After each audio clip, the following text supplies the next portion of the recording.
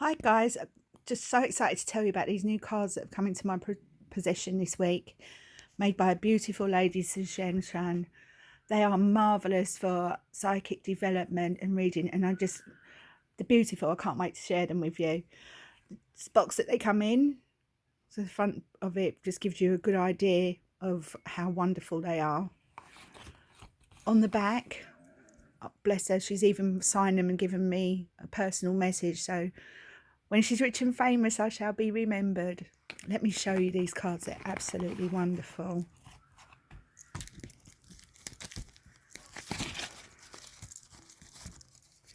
They're great for affirmations and for meditating on, and if you're trying to do some law of attraction kind of bits and bobs.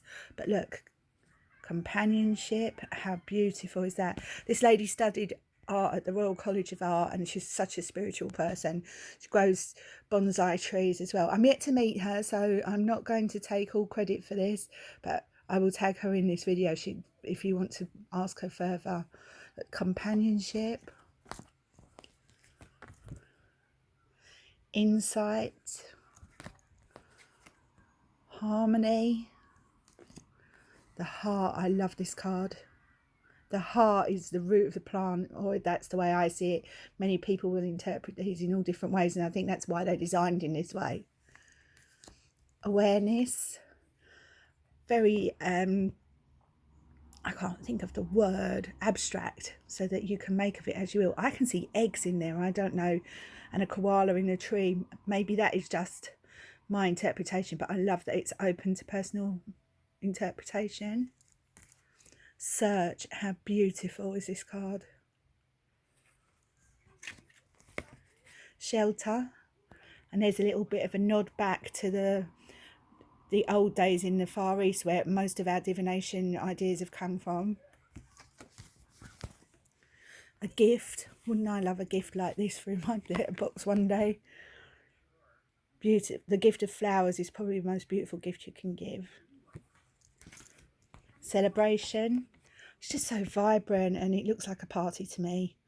Obviously this is my interpretation, yours may be different. Home, sunflowers always make me think of home because of past relatives, etc. And hubby likes to grow sunflowers as tall as he can possibly can. Temptation, as someone pointed out to me the other night, do you know who you are? Forbidden fruit. So that makes perfect sense. Deliverance, how beautiful is that?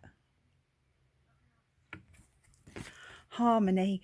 Now we quibbled about this the other night, me, a friend of mine and some of my students, as to whether poppies would signify harmony, and to me it's peace and harmony after wartime, so that makes sense to me. Relationships,